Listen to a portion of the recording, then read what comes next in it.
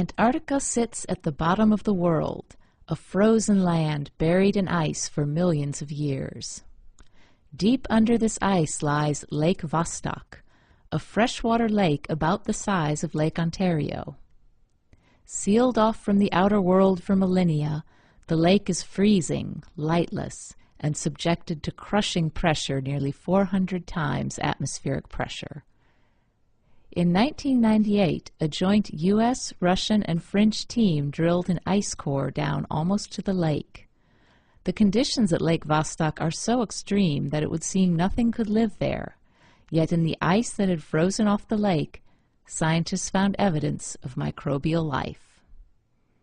Lake Vostok is such a unique environment because it's buried under more than 3 kilometers of ice in Antarctica. And there is no light. There is apparently no food that we can think about. And there is a lot of oxygen, which is toxic for many life forms out there. And still there are microbes living there, and we want to know how they live there. To answer this question, one of the DOE JGI's 2009 Community Sequencing Program projects will sequence the genomes of this microbial community. The Department of Energy is keen to learn more about these bugs, because these microbes must get their food by removing carbon dioxide from the atmosphere and fixing it into organic molecules. Since excess carbon dioxide in the atmosphere contributes to global warming, anything that could remove carbon dioxide is of great interest. First of all, we're interested in the ways they fix carbon, because they must do it very, very efficiently. They're not limited with carbon. There is enough CO2 there, but they're very limited with energy. So whatever they do, they must do very efficient. Also, there is a very high oxygen pressure, and oxygen is known to interfere with carbon fixation. And these guys manage to fix carbon with very small energy and with very high oxygen pressure. Although land plants also remove carbon dioxide from the atmosphere, the process is inefficient and energy intensive. Lake Vostok microbes, by contrast, could be the most efficient carbon fixers on Earth. But studying these microbes will involve several technical challenges and will require the efforts of a collaboration that includes not only JGI researchers, but also Craig Carey of the University of Delaware and the project leader, Brian Lanoyle, formerly at UC Riverside and now at the University of Alberta. Lanoyle's group at UC Riverside will process the ice core and extract the bacteria. Extraction is a very challenging procedure because the scientists must be careful not to contaminate the sample with even one bacterium from our environment.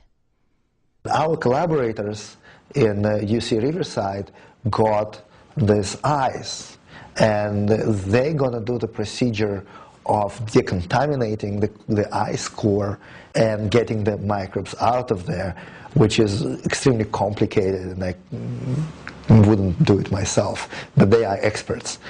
And we get the microbes, we put it in our sequencing facility, and then we get their genes. To analyze the genomes, the DOE JGI will make use of the techniques of metagenomics. Metagenomics, quite simply, is the application of high-throughput sequencing to DNA extracted from environmental samples. Now, why would we be interested in this necessarily? It's because most organisms that are present in environmental samples can't be grown on an agar plate. So we haven't had access to the genomes of most organisms, maybe 99% plus of the organisms in the environment. So this is a very quick way to get genetic information, metabolic pathways and the like, from organisms that can't be grown on, in culture. Plus, you also have the added benefit that you can look at complementary metabolism between different members of the same cohabiting members of the same community. The genomes will be deciphered using the DOE JGI's unique integrated microbial database for metagenome samples. In addition to discovering novel carbon fixation pathways, The researchers hope to find other unusual adaptations to the extreme dark, cold, and pressure of Lake Vostok. Because Lake Vostok's conditions resemble the environment found on some other planets, like Jupiter's moon Europa, the genomes of the Vostok microbes could even yield clues to the nature of extraterrestrial life. They might also provide a window into the evolutionary past of our planet, preserved pristine in life under ice.